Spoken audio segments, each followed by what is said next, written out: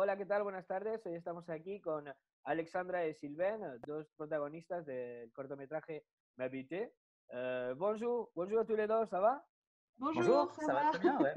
Ça va? Comment allez-vous? Ça va. Plutôt bien. Ok. Vous étiez à Confiné au Paris, non? chaud. Vous étiez connecté depuis quelle ville? Bah vas-y, Alexandra, je t'en Eh prie. ben merci. Moi, je suis confinée à Paris. D'accord, ok. Mm. Et Et Sylvain? moi, je suis en Alsace, à Colmar plus précisément. D'accord. Et Alexandre, il est encore dans les rouges, c'est ça? Bah, moi, je suis encore dans le rouge, mais je crois que Sylvain aussi est encore dans le rouge, si je dis Oui, pas de il est bien bêtises. dans le rouge, ouais. Ouais, voilà. Et Colmar, c'est le Ok, foyer d'accord. le plus fort de l'Alsace en plus. Ouais, voilà. D'accord. Ouais. Alors, vous étiez encore confiné chez vous, à l'intérieur? Vous ne pouvez Ouais. pas sortir? C'est pas dur? Si, on peut sortir. Maintenant, ça a été déconfiné depuis le 11 mai, je crois, c'était ça la date. D'accord. Après, ce qui change des zones vertes et des zones rouges, c'est juste l'ouverture des parcs, si je dis pas de bêtises.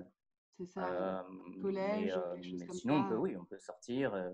On a juste la restriction des 100 km si on veut sortir de la région où on est, quoi. D'accord. Voilà. Bon, ok. On est ici aujourd'hui pour parler de votre court-métrage, Ma beauté. Vous venez Mhm. de filmer Ma beauté, je pense, que quelques mois avant le confinement, non? C'est tout nouveau? Oui, on a tourné en novembre, hein, c'est ça? Je sais pas, Sylvain, c'est ça, Ouais, je hein? crois que Ouais, c'était ça, novembre. ouais. Ouais. D'accord. Et comment vous avez arrivé à ce projet? Et ben en fait, ça a démarré avec moi parce que je suivais le travail de Franck Victor depuis déjà plusieurs années sur les réseaux sociaux. Je voyais D'accord. qu'il faisait des courts-métrages et des bandes démos sur mesure pour les comédiens.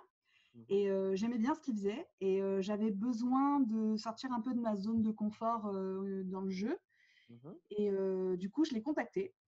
Et après plusieurs entretiens, on a commencé à parler d'un potentiel rôle d'une femme extrêmement cruelle et sadique et perverse, tout ça. Ouais. Et donc, il a écrit Ma beauté et on a commencé à caster les comédiens et on est tombé sur Sylvain qui était d'ailleurs le premier à passer parmi tous les comédiens. D'accord, ok. Ouais.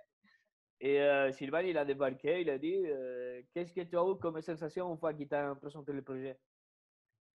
Je me souviens pas très bien, mais je sais qu'il m'avait fait venir chez lui. Il y avait Alexandra et on avait passé le casting. Et en fait, finalement, on a plus rigolé après le casting. On a vraiment parlé de tout et n'importe quoi. Et donc, du coup, ça s'est vraiment bien passé. Et D'accord. je suis sorti et je me suis dit, bon, bah, si ça fonctionne, tant mieux. Si ça fonctionne pas, au moins, j'aurais rencontré deux personnes plutôt sympas. Et voilà, quoi. Mais du coup, la chance a fait que j'ai été D'accord. pris. Et Donc vous ça, avez c'était plutôt joué cool. avant de ça un rôle similaire? Parce que la situation que vous avez tous les deux, c'est un peu impactant. Personne ne l'attend. Moi, Moi, non. j'ai jamais, C'est la jamais joué première de fois. rôle similaire à ça. C'était pour ça que j'avais fait appel à Franck, justement. D'accord, ok. Mm. Et Sylvain, J'ai comment tu l'as pris? déjà joué mais pas vraiment ce genre de rôle-là, mais des gens un peu plus soumis. Ça, j'ai déjà joué, mais pas comme ça, quoi. Non, non. D'accord, ok. Mm. Pas des Et victimes comment ça passait vraiment de l'expérience cet entre ordre-là, tous les quoi. deux? Comment ça passait? C'est qui l'impacté? C'est qui le plus impacté dans jouant ce rôle? Ah bah, je pense que bon, ça s'est super bien passé entre nous, donc ça, Oui, c'était ouais, vraiment ouais, chouette, quoi. franchement, D'accord. comme c'était quand même une scène un peu délicate à jouer, fallait que ce soit, comment dire, fluide et que l'entente, elle soit excellente. Et c'est vraiment, on se connaissait pas avec Sylvain, mais concrètement, c'était Ok. peinard et c'était dans le respect. Donc du coup, il y avait aucune gêne et au contraire, on se poussait vraiment dans le jeu. On se Ouais. donnait des clés et tout, donc c'était sympa et on a même poussé un peu plus loin. Donc non, c'était bien, vraiment, c'était bien. D'accord, ok. Parce que votre rôle, votre rêve, c'est quoi? Jouer dans quel rôle spécial? Vous avez une? Moi, j'en ai pas personnellement, mais j'aime un peu tout, et c'est donc quand même la, la grande force de notre métier, c'est qu'on peut vraiment avoir plusieurs métiers différents, D'accord. et ça, je trouve ça Mm. chouette. Mm. Mais non, moi, ce qui m'intéresse vraiment, c'est de défendre le personnage qui apporte finalement ce qu'il fait, même si c'est un méchant.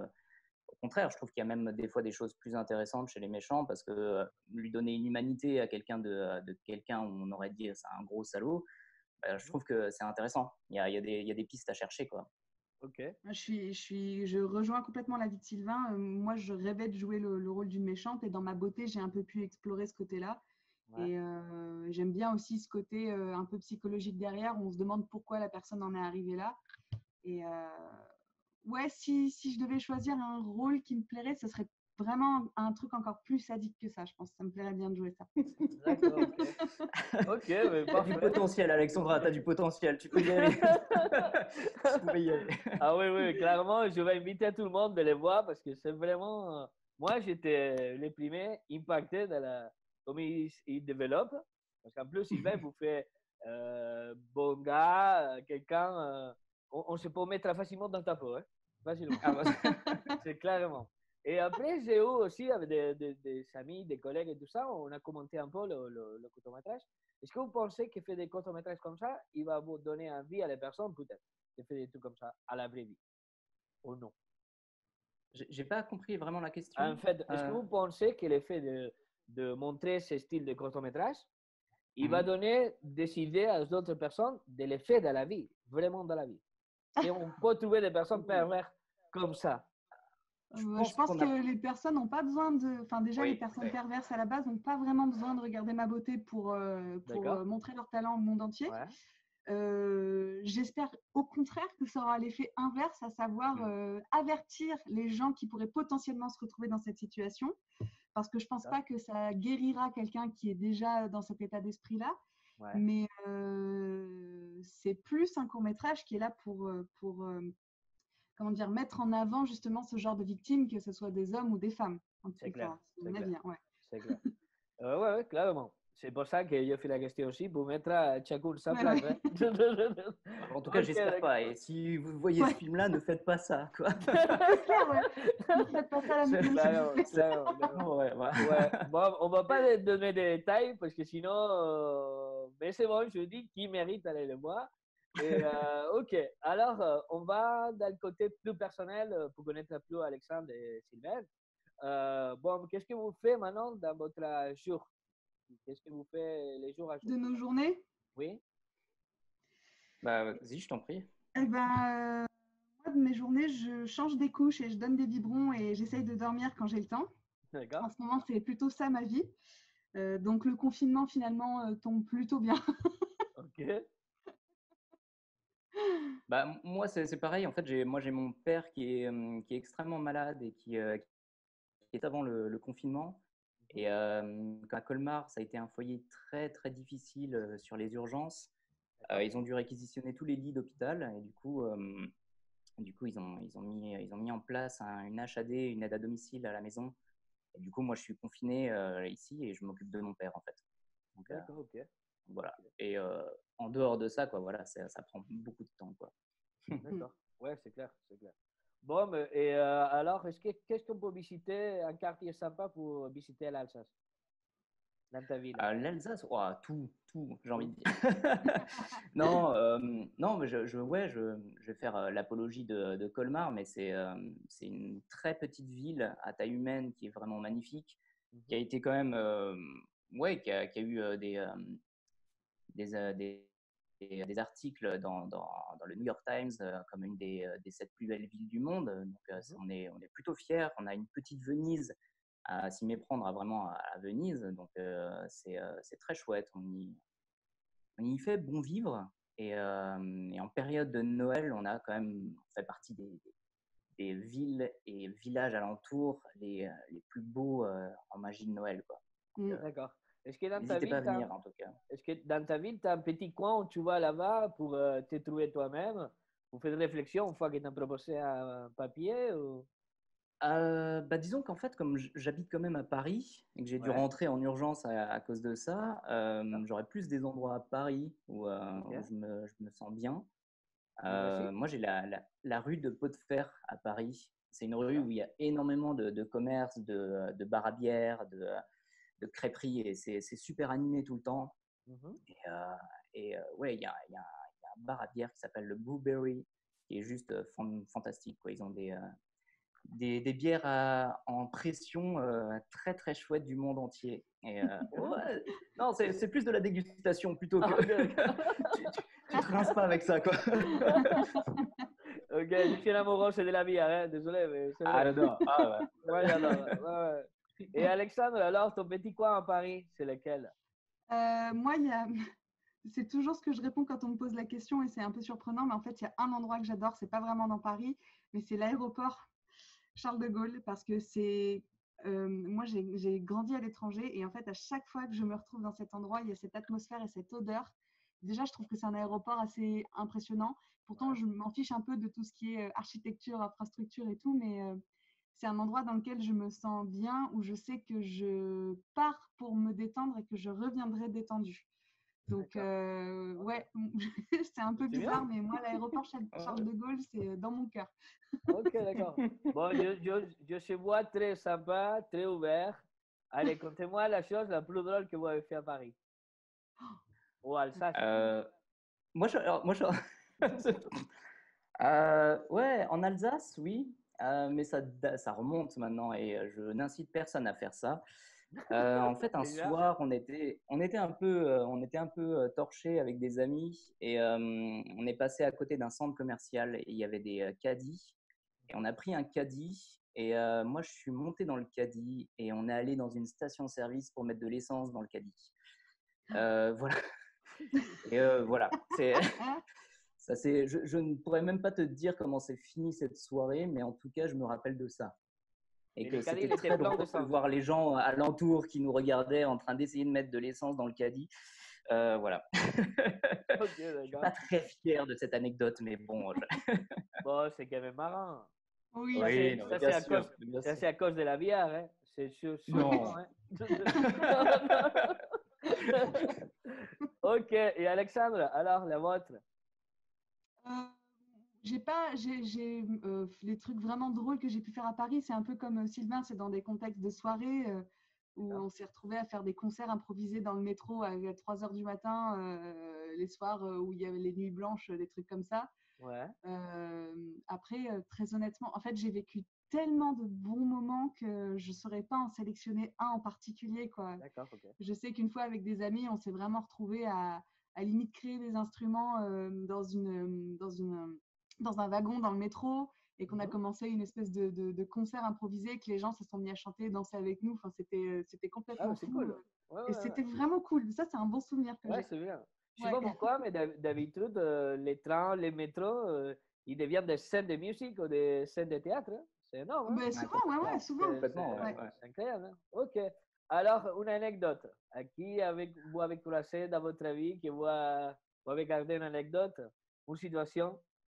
Il faut dire qu'hier, Tu veux on a commencer, eu une Alexandra? anecdote très romantique avec notre comédien. Et voilà, je vais écouter la vôtre. Euh, Vas-y, Alexandra, si tu as. une anecdote, moi, je sais que c'est un truc qui m'a un peu marqué, mais j'en garde un bon souvenir. C'était un de mes premiers gros tournages où j'avais le rôle d'une nymphomane mariée à un fan d'Hitler. Et je me suis retrouvée un samedi matin dans la forêt vers 7h30 au mois de novembre en mini-jupe et talons à lécher l'oreille d'un comédien dans laquelle on avait mis du miel. Pourquoi? Je sais que ça fait beaucoup d'infos, mais si la personne qui m'a fait tourner ça regarde l'interview, elle va sûrement beaucoup rire. Mais déjà, j'aime pas le miel et j'affectionne pas particulièrement les oreilles. Donc, je pense que c'est une anecdote perso et professionnelle que je peux regrouper en une. D'accord, ok. Waouh, c'est pas mal, hein? C'est beaucoup d'informations peut-être, hein. Ouais. Mais c'est bien, c'est bien. Ok, et alors, qu'est-ce que vous dites à les personnes? Pourquoi il faut aller boire ma beauté?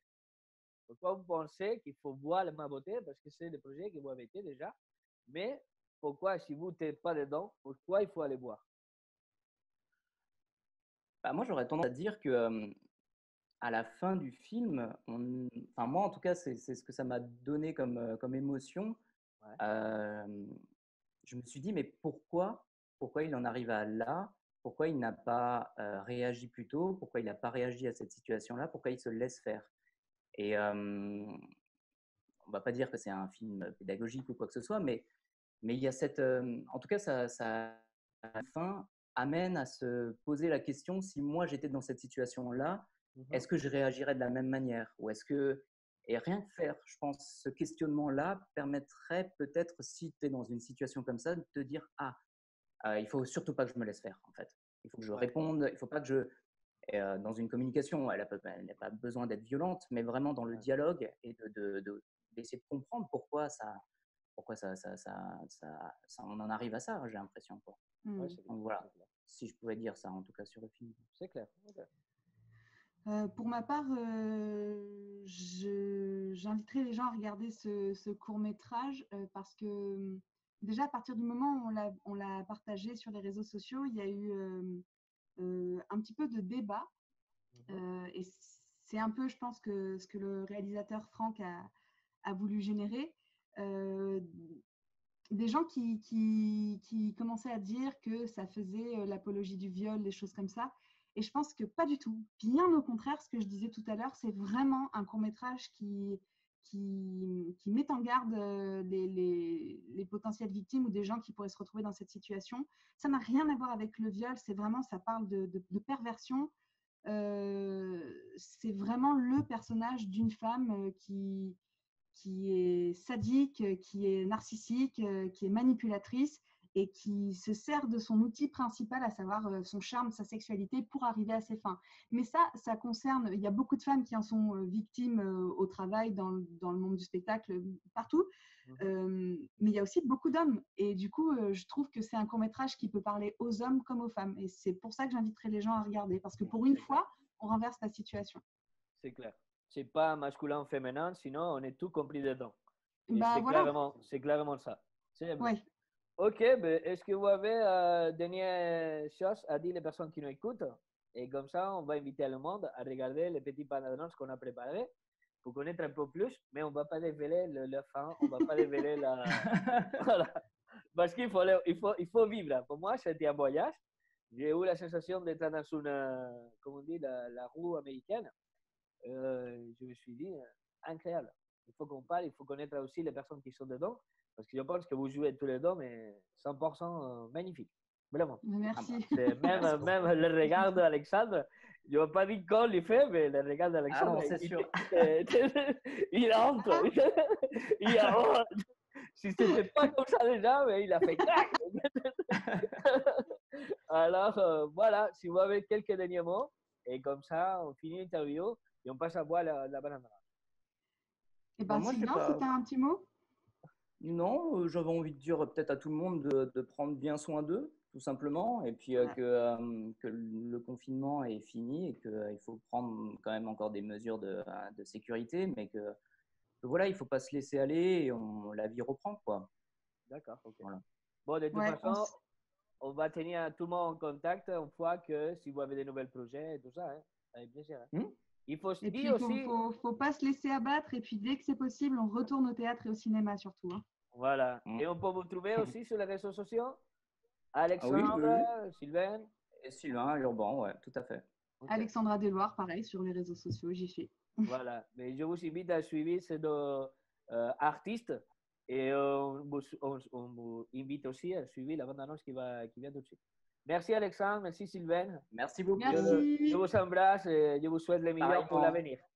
Eh ben, à vous aussi. À bientôt. Au revoir. À bientôt, au revoir. Au revoir.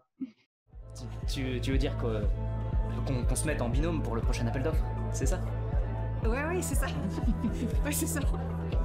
Je sais pas, qu'on se mette en binôme, qu'on fasse un peu la paire, quoi. C'est marrant parce que binôme, j'ai toujours trouvé que c'était un mot assez sexy, pas toi? Si. T'as maté mes seins, là, ou quoi? Hein? Non, oh là. Non, pardon, c'est moi. Non, excuse-moi, je suis un peu bourrée. Oui, j'arrête. Oui, moi aussi, j'ai un peu trop bu. Moi, j'ai trop bu, pas assez, je sais plus.